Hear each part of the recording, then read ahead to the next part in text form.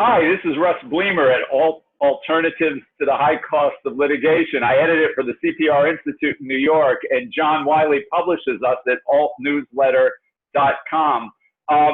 We're going to take it a little bit different this time, and we're going to preview an article in our next July, August summer issues coming up, and watch for it at altnewsletter.com over the next few days. In the dispute resolution world, our guest writes, there's a tendency to see a dispute and then a variety of techniques that one can use to resolve it: mediation, negotiation, arbitration, litigation, and numerous other options. The vast majority of disputes do not actually follow that model at all. So tells us our note from the UK columnist, Adam Samuel, we usually look at him at complicated, complex commercial litigation between big companies. But you're saying that's not where most ADR really occurs after all. Not really. Most disputes come about because people get upset, obviously, complain, and firms handle the dispute. In some cases, the handling of the dispute is a highly regulated activity, actually, and we may be looking at a regulator making sure that the firm handles it fairly and appropriately. We find that in the financial services sector in Britain, for example, and much of Europe now. But also, if you ring up your builder or your electrician and you've got a problem with what the work they've done, quite often, instead of having a trip to the small claims court or anything like that, they'll respond by saying, well, can I come around and see the problem? And you'll say, yes, come over. And not only will they fix the problem that you've complained about, which may actually not be their fault, but quite often they'll fix 3 others while they're standing there. This is the sort of low level, you might say, but important dispute resolution that never goes near a mediation or an arbitration or anything like that. You don't need any of that. In other sectors, as say like banking or insurance or investments, where I'm speaking from, namely in Britain, the regulator insists that the firms follow certain rules and reach a fair result. And if the customer doesn't like it, there are other means of redress. But the important point I wanted to focus on here is the vast number of cases which start off as a complaint and are just resolved. And they're resolved by firms putting things right. They're resolved sometimes by people just giving a better explanation than they did before, or just apologizing for a small slip. And on occasions by paying quite grown-up sums of money by way of compensation. So you get a whole range of answers depending on the problem. But in the regulated areas, you're getting regulators saying, if you don't write that check out, we will come and visit and fine you and tell you to reopen the problem. But I mean, you get things like, to give an example that will be familiar to all readers, I suspect, or many, one of our banks made a bit of a mess of collecting mortgage payments.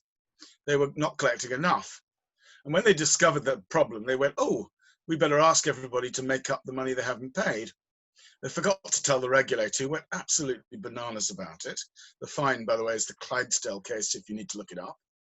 And the firm was fined, basically, for not handling the complaints properly and not handling the review process properly in accordance with materials published by a disputes body, in this occasion, the Financial Ombudsman Service. And I think it's 2nd or 3rd issues, actually, very, very early in its history. But the point was that the firm has an obligation in that situation to meet the problem, put it right, get customers put in the position they would have been in had things been done properly. And that doesn't involve suddenly turning around to you and me and saying, by the way, next month, do you mind paying double? You know, you may well have spent the extra money, most people have, on their day-to-day expenses. Actually, if you catch it quickly enough, you can probably do something like that. But if now we had an analogous situation here after the crash in 2008. We got something called the Consumer Financial Protection Bureau, and Yep. They also looked closely at banks. And $14 billion later, the payouts for the mortgages were roughly similar. It had to deal with the servicing of the mortgages and all. But one really interesting point you make in your article is that people who complain tend to become the most loyal customers. This is so these small complaints are actually an important tool for big business to generate more business and more consumer satisfaction. It kind of works both ways. But I thought it was interesting. The complainers become the best customers. That's your theory, right? Yeah, I mean, there's a lot of research done on this, that if you have a customer who's just cross and doesn't say anything, doesn't engage with the business doesn't get a chance to put it right.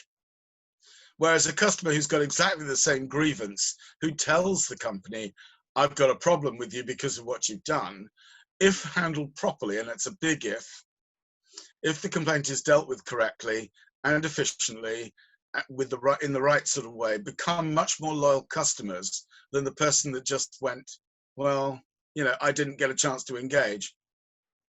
Happened to me, by the way, at the start of the lockdown here in Britain. I had problems with a telephone company changing my account. And rather ironically, they made it almost impossible to complain because they said, ring us. And the problem was there was nobody on the other end of the telephone. You can't ring them. Yeah. So you lose any sense of engagement. Funnily enough, somebody eventually did pick the call up and handled it very well. And the result is, apart from the fact that he managed to halve my telephone bill, which I'm quite pleased with, is that he at least made me feel, he made me feel less hostile towards the company, which is probably why I haven't mentioned it during this conversation. Hey, just out of curiosity, during the pandemic and the health crisis, has the government taken handling consumer complaints off the table by barring them, for example, from cutting your phone service, or barring them from turning off your electric, or because we've seen a great deal of that. The utilities have been managed by government edict. I don't know about the utilities here, but I can say about home repossessions and debt.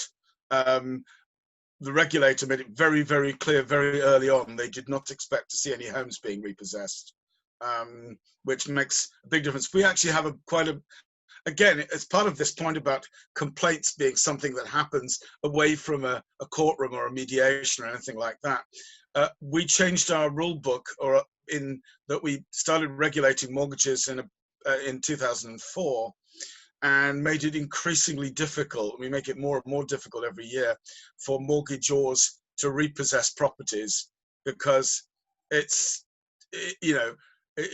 ultimately they have to engage with people in debt.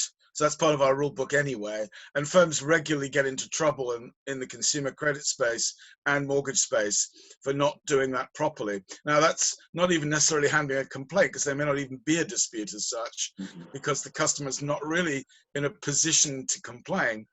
What it's really designed to do is to handle what will be a dispute in a sensible way to make sure it never happens in the first place, which is part of dispute resolution. I don't think we should. I think the point I was trying to make in the article was that it's a mistake to think we have to have a threat of litigation or something like that to resolve disputes, because disputes happen all the time, and they're resolved all the time by a weird variety of things that don't fit the traditional boxes, be it, two neighbors getting cross with each other about a boundary fence. Somebody might come and help them with it and say, look, come on, we both build it together, or we can move it a quarter of an inch that way. Well, that's a very important point for most of our audience, which is on the commercial side. The two neighbors going at one another are a good example for the systems that the big companies put in. This is part of their commercial front in dealing with these complaints.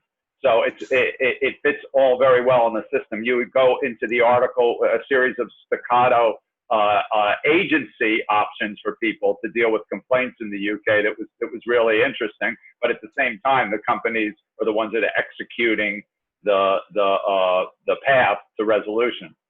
Well, yeah, I mean, if you look at the mass claim cases in the States about people with grievances about telephones, when class action arbitration was effectively outlawed by the Supreme Court, what happened? Mass filing of arbitration claims. Now, this is nuts. But this is where the utility regulator could have stepped in usefully and said, come on, everybody all grow up. consumers included, by the way. This is the deal, do it.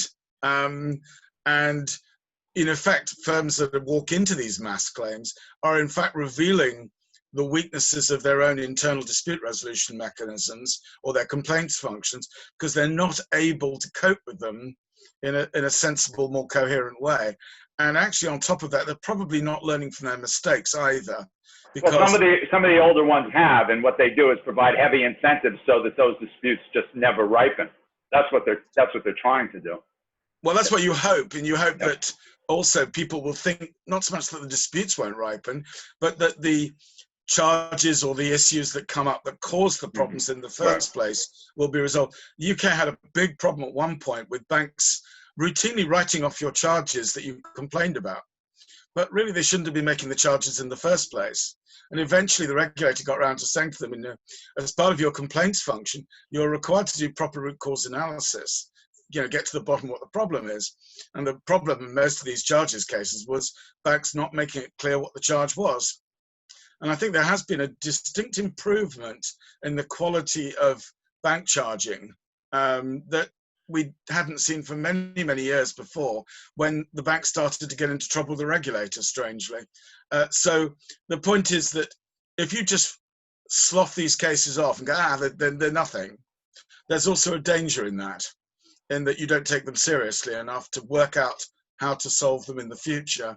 So a proper coherent complaints process culminating in you actually asking grown-up questions as to why do we get, however many complaints about our charges every year. Well, maybe it's because our charges are unfair. Maybe they're biting on people that don't actually understand them. Or maybe we just forgot to explain them properly. And finally, perhaps we shouldn't have levied them in the first place. It's a matter of choice, but it does improve the standard a bit. And that itself, whether that's dispute resolution or dispute avoidance, I suppose it doesn't really much matter. One way or the other, you end up with a calmer, more peaceful world, which is probably a good thing. Adam just disproved the title of the article, which I shared with our viewers. 38 Alternatives 109. That's the page 109 in the July-August 2020 issue, which will be up at altnewsletter.com momentarily. The article, Complaint Handling, the technique that almost nobody in the conflict resolution world talks about. He just talked about it. Thank you, Adam. We're going to have you back in the fall for your next column when it comes up. Thank you very much. Thanks.